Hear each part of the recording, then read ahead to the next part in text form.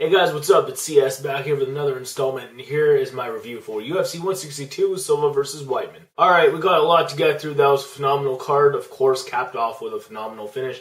Congratulations to Chris Weidman, your new middleweight champion after KOing Anderson Silva. So let's talk about that, shall we? Okay, folks, now you may have picked Chris Weidman to beat Anderson Silva, but you didn't pick him to beat him that way. What can I say? Chris Weidman was supposed to go out there, out-wrestle Anderson Silva. Maybe Anderson Silva wall walks a couple times, gets back up to his feet. Maybe Anderson Silva scores a knockout, or maybe he proceeds to get taken down even more en route to a five-round decision loss. Or maybe Chris Weidman would have eventually got, a KO from the top, or maybe a submission, arm triangle. Maybe he gets Anderson Silva's back and then sinks into hooks for a rear naked choke. That stuff was possible, but don't say you saw this coming all along as far as Anderson Silva going out there and pulling an Alistair Overeem, because you didn't call that. You know what I'm saying? So you can act like a genius for picking Chris Weidman in general, but you kind of picked him in a general sense if you're going to say, I knew it was coming all along. Sure, every dog has his day, but no one saw it coming like this. You know what I'm saying? Now, I thought that Anderson Silva would not really pay for it as far as showboating against Chris Weidman. I thought we would actually see more than some of it, and we definitely did. But I didn't think that, the moment he got tagged, that he would feel like taking more punches. Because he just kind of kept his head there in the second round as far as, he was, bobbing and stuff, got hit, and then he got hit with like another left hook or something, and that's when he got knocked down, did the Rashad Evans stanky leg, and that was all she wrote. It was a wrap. Nice stoppage. What can I say? Chris Weidman is now the new middleweight champion. Good for him. Not sure what's next for Anderson. I know he signed a 10-fight deal. Yeah, right. If he fights another 10 fights, that's retarded. The guy is 38 years old. That means he will be fighting well into his 40s. I'm not sure what to say about that. I hope the best for him. I think he's done wonders for the sport as far as making it look exciting. You know what I'm saying? Because nothing against, wrestling, or nothing against jiu-jitsu, but a lot of people, for the most part, like to see an action movie, when they come to see mixed martial arts, and Anderson Silva brought exactly that, so for that I thank him. Yeah, Chris Weidman, he's the new champion. He's the best in the world in middleweight because he did what he did. If you guys want to say that Anderson Silva lost that fight more than Chris Weidman won that fight, you know what? That's debatable because we don't know if Anderson Silva would have won in the end. Who knows? But it is what it is. Chris Weidman is your new 185-pound champion in the UFC. Now, as long as it's not against Anderson Silva, I will be looking forward to betting on Chris Weidman at whatever minus 600 or minus 700 odds he will be at.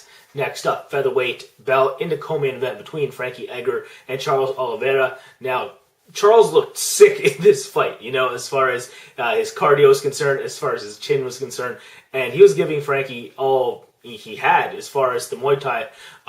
Charles Oliveira was light on his feet. He was throwing low kicks here and there when he was getting taken down. His scrambling ability was on point. He was going for submissions, looking slick guard-wise. Frankie Edgar, though, just a little bit too much to handle as far as, he kept coming at Charles Oliveira. Oliveira, I thought, would falter early. I actually picked Frankie Edgar via knockout, but Frankie Edgar, he turned it up as the fight wore on. Charles Oliveira wasn't as intense in the third round. He was very much well into that fight.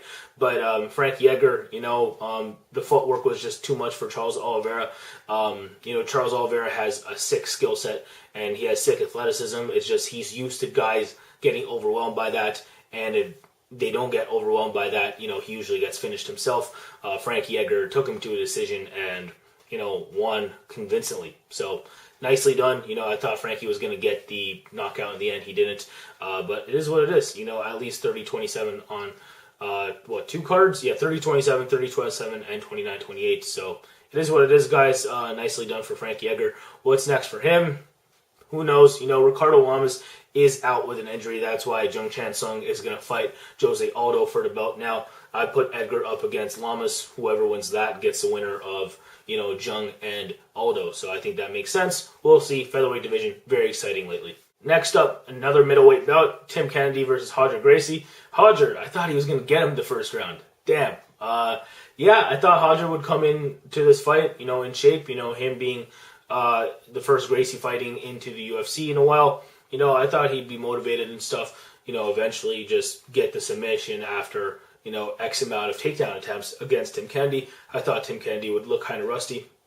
Nah, just Roger Gracie just not working on much in training besides jiu-jitsu, and we got that, so whatever. Tim Kennedy deserved this fight. Tim Kennedy, well-rounded. He's kind of like a 7 out of 10 on everything on paper, and, he's a really compact, muscly kind of guy. He's going to beat guys like Roger Gracie who aren't just good elsewhere as far as another facet of MMA to get it to where he wants to go. Of course, for Roger Gracie, that's the ground. Tim Kennedy just pretty much smoked him in the clinch. Tim Kennedy was beating him on the feet. Roger Gracie kind of beat himself out as far as not having the cardio.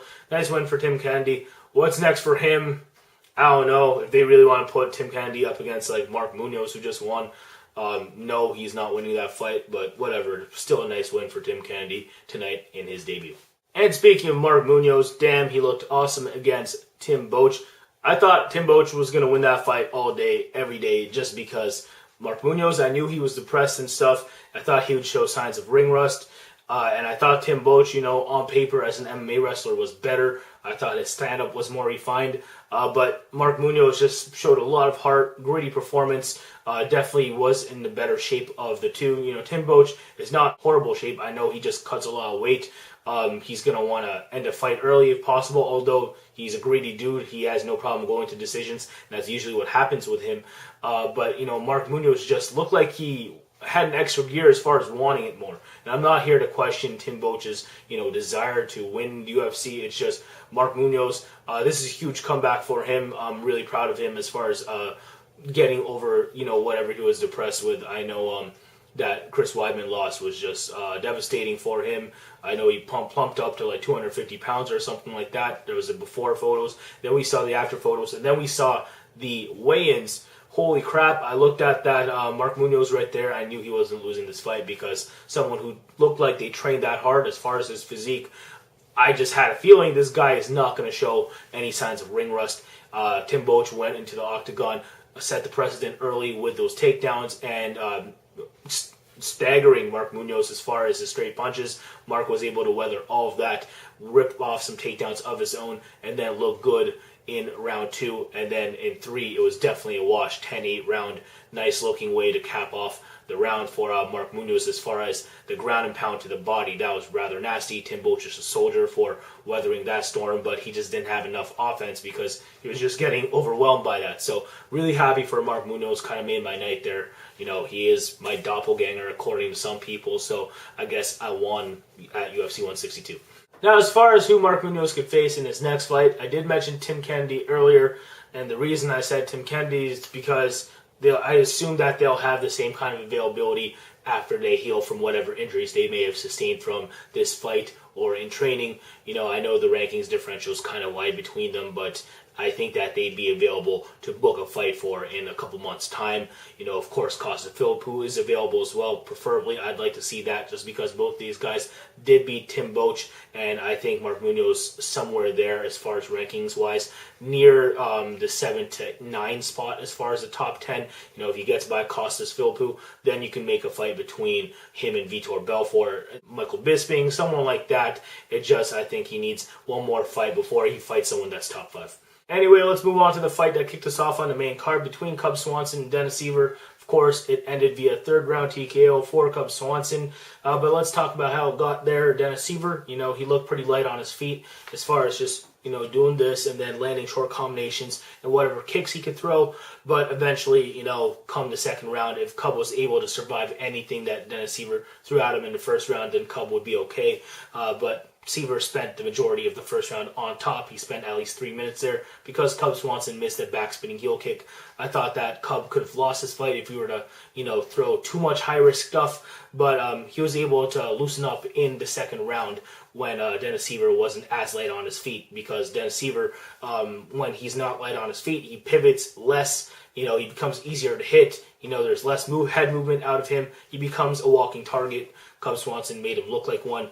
Swanson was able to go for, in and out movement as far as come over the top with overhands, that kind of sort of thing. He threw nice leg kicks himself. As far as on the feet, he looked pretty good as far as just looking like the more athletic, technical striker. Because Dennis Seaver looked pretty rudimentary.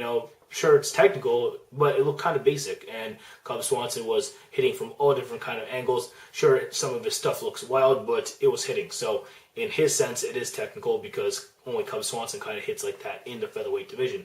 So props to him for doing what he was doing. Of course, that onslaught got worse when the fight grew on. So within the third round, that's when it was all she wrote for Dennis Seaver. So nice looking TKO due to punches victory for Cub Swanson. What's next for him? I know it's unlikely because they're kind of on the same team, but I'd like to see Cub Swanson versus Clay Guida.